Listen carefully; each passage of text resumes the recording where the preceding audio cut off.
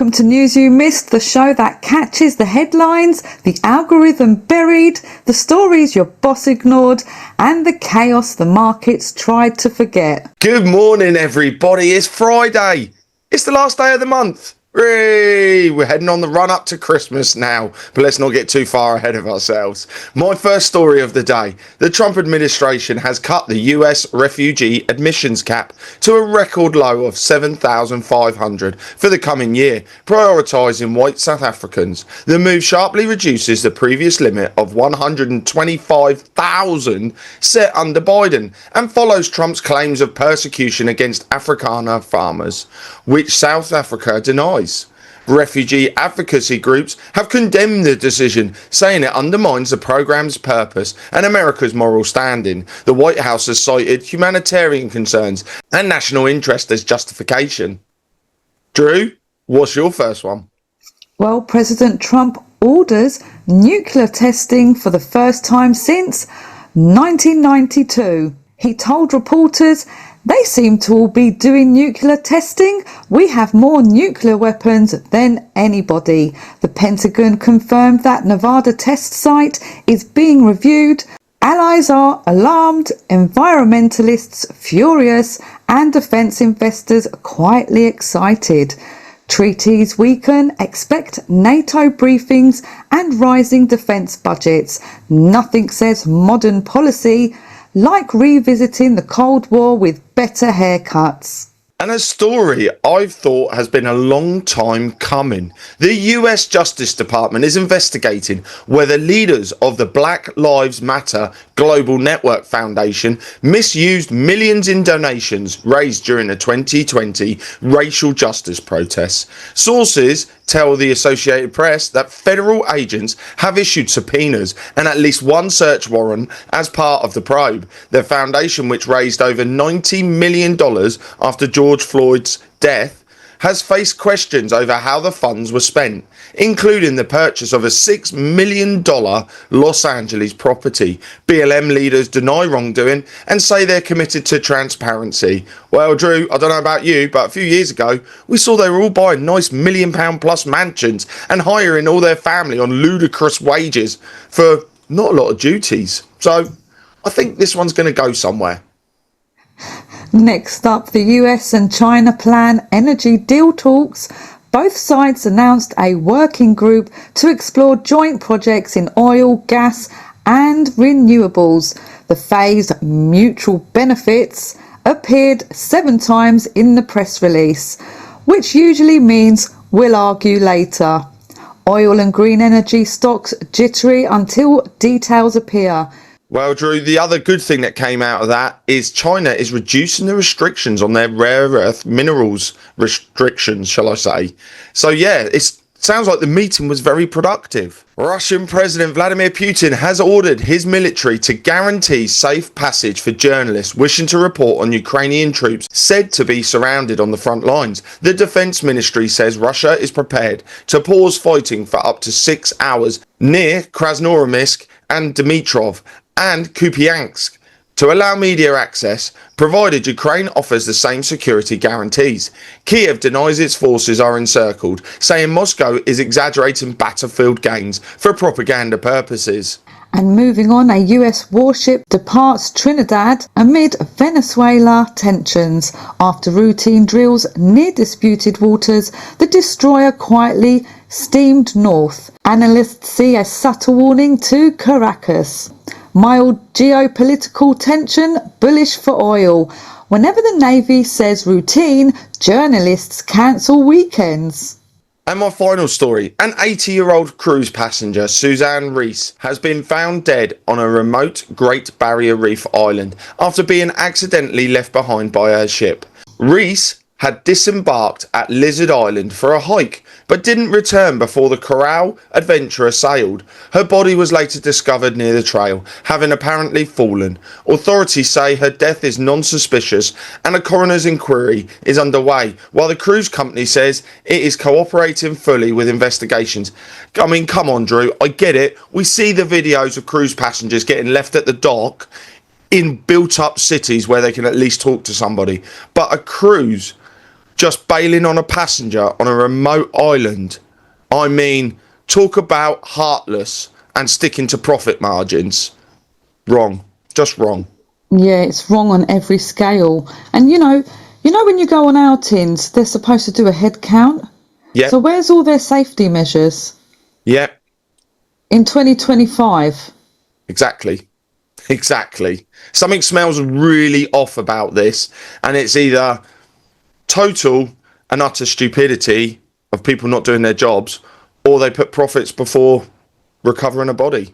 And moving on, mass protests rock Jerusalem. Tens of thousands of ultra-Orthodox Jews railed against extended mandatory military service. Clashes were limited, but politics took a beating. Compromise unlikely soon.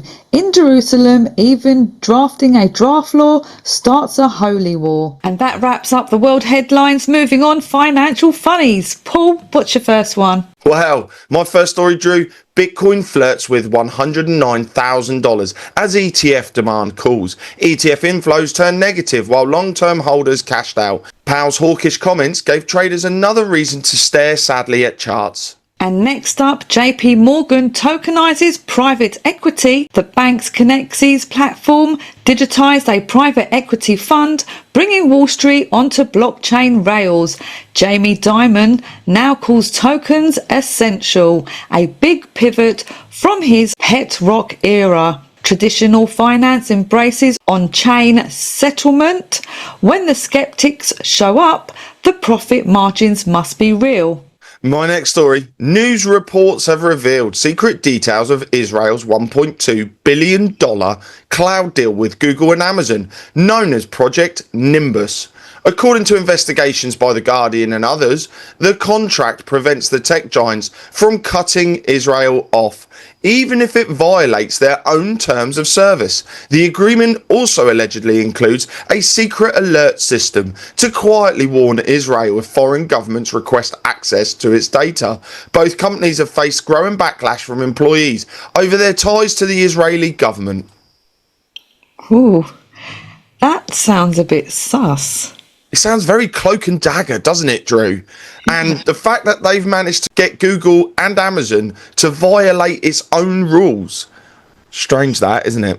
I smell something fishy. Yeah. And next up, Indonesia's central bank launches a bond-backed stablecoin. The new token will tie to the digital rupee, CBDC, and be backed by sovereign bonds. Officials promise faster, safer payments and plenty of regulation.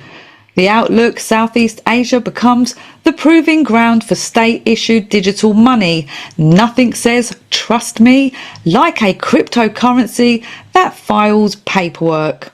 Meta borrows $25 billion from the future. The bond sale funds AI and metaverse projects. Zuckerberg promises flexibility. Critics hear expensive hobbies. AI investment surges.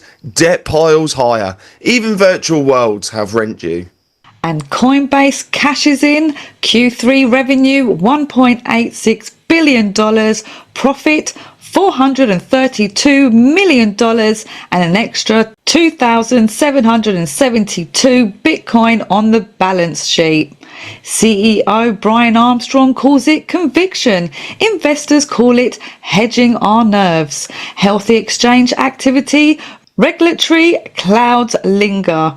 Coinbase wins whether you're euphoric or crying. It's Vegas in a hoodie. Now, I've got a weird story, which I'm not too sure about. In a surprising twist, Ukraine has cleared the first 20 tons of steel from, guess where? Chernobyl, for reuse. Don't worry, it's been thoroughly decontaminated and scanned with gamma spectrometers, which basically means it won't glow in the dark. We hope. The steel comes from dismantled plant equipment and will help cut radioactive waste, save money and even boost the economy. So next time you see some steel in a building, just remember, part of it might have survived one of history's most infamous nuclear disasters. Chernobyl certified and slightly spookier than your average steel beam. Drew, this is screaming dodgy. I mean, you're taking... Go on. Ukraine, Zelensky thought of this idea. He sat there and went, right guys, where can I get some more money? And then they went, well, it's a bit of a gamble, but you could go to Chernobyl, but it's a bit radioactive. All right, we'll give it a bit of a clean and see how we go. Honestly, Drew, and I'm sorry, but if you want money, you're going to send that steel out, and will it really be decontaminated? You're not going to care, because once it leaves your shores, it's not your problem. Exactly. Strange one, that. And finally, Apple's $102 billion quarter strong iPhone and services sales carried the company despite soft Mac demand. Steady growth, cautious optimism. Apple could sell oxygen in a sleek box and would queue overnight. We're now moving over to Hackers Corner, where we try to keep you safe, educate you, and also just work out what the hell is going on in your computer when that mouse starts moving on its own. Drew, what's your first story? First up, Proton targets cybercrime with a dark web tracker. The privacy company launched a service that alerts users when stolen data has black market sites. It scans leak forums in real time. Basically, a siren for your identity. Corporate demand soaring as breaches multiply. Finally, a notification you'll actually open your passwords for sale. And actually, Paul, I recommend Proton. And if you guys want to keep yourself safe, the link's in the description below. Now, this next story in Hackers Corner is close to my heart because with the way the world's economy is at the moment, this one will get people when they are at their absolute lowest. Google blocks 10 billion scams a month. Despite that, criminals move to social apps, sending fake job offers backed by AI-generated friends. And you need to be careful of this because there's a lot of people out there, I know quite a few, who are looking for jobs right now. And they will become desperate and they will become susceptible to these scams.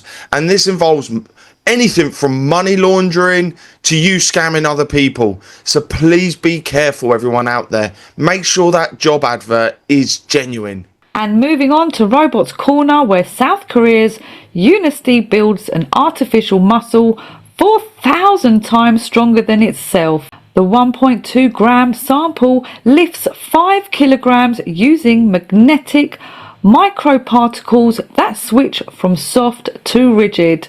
It stretches 86% and delivers 30 times the energy density of human tissue. Breakthrough for prosthetics and humanoid agility.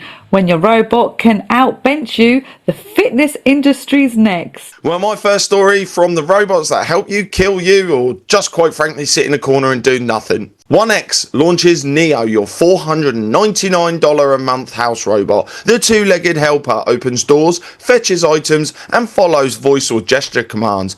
Buy it for $20,000 or rent it for $499 a month. Humans can teleoperate it when confused. This is the first real consumer humanoid to ship in 2026. But finally, a roommate who folds laundry and only spies for training. That's it, isn't it, Drew? These robots you're going to let into your house and they are going to be collecting all sorts of data. Can we trust them? Oh, well, they're not affordable yet, so...